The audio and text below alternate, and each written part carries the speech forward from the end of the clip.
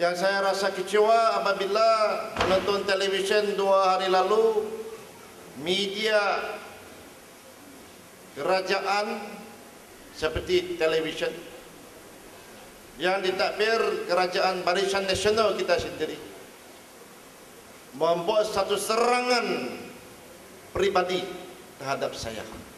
Seolah-olah saya tiba-tiba sudah menjadi hantu dalam pandangan mereka.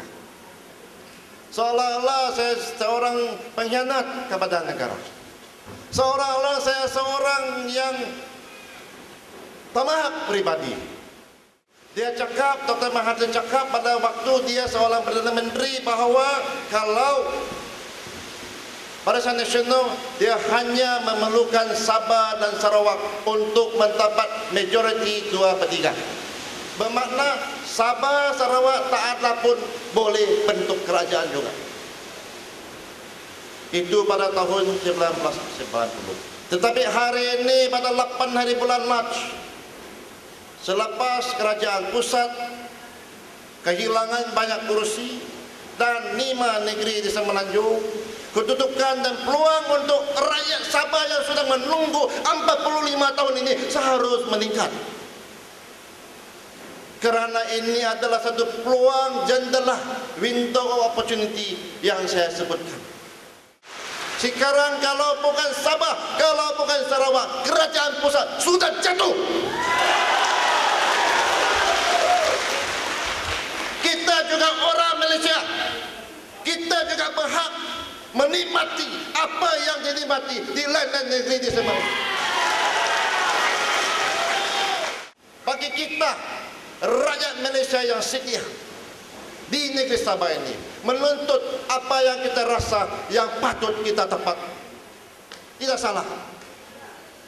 Saudara-saudari sekalian, apakah itu peluang jendela sebelum tutup? Bila dia akan tutup? Itu bulan puasa. Jangan lagi buat gaduh sama ada politika apakah. Jangan kan? Aman kita menyambut bulan puasa. Selepas itu hari raya. Selepas itu cuti sekolah, peperiksaan dan sebagainya. Desember pemilihan UMNO, Oktober pemilihan MCA. Dia lupa sama saya. Tahu kerana ini bukan pertama kali. Sampai ini hari puasa, hari raya, pilihan UMNO, pilihan MCA, dia sibuk.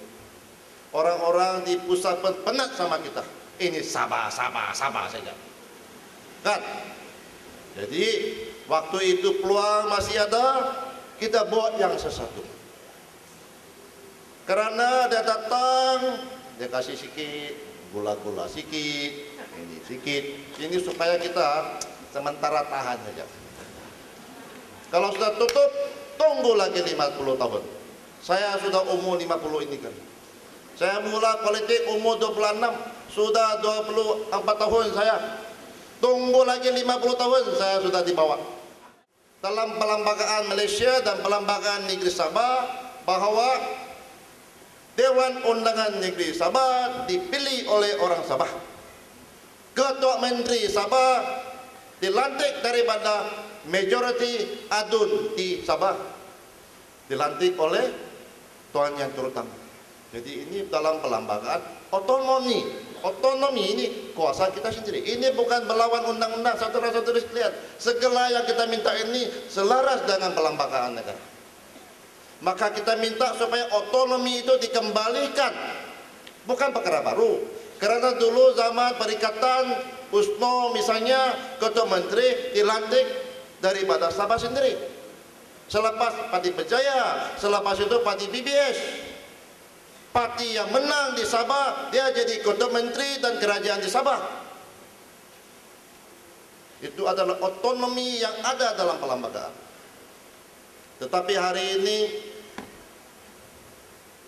siapa mau jadi menteri, lobby pergi Kuala Lumpur. Siapa mau lawan Ketua Menteri, pergi Kuala Lumpur. Siapa mau jadi calon, pergi Kuala Lumpur. Siapa mau jadi pergi Kuala Lumpur. Kerana dalam sistem Pusat Barisan Nasional hari ini, Ketua Menteri adalah pengurusi Barisan Nasional macam saya dulu, dilantik Menteri mesti dapat setuju daripada Kuala Lumpur. Maka saudara-saudari sekalian, saya cakap, apa salah kalau kita gunakan pelembagaan yang ada?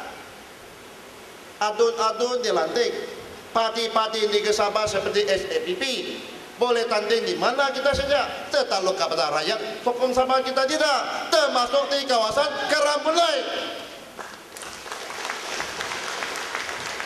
Kalau pelembagaan sudah ada, tapi kita tidak boleh pakai, karena sistem Barisan Nasional semua lantik, termasuk ketua menteri. Kita lihat di Perlis,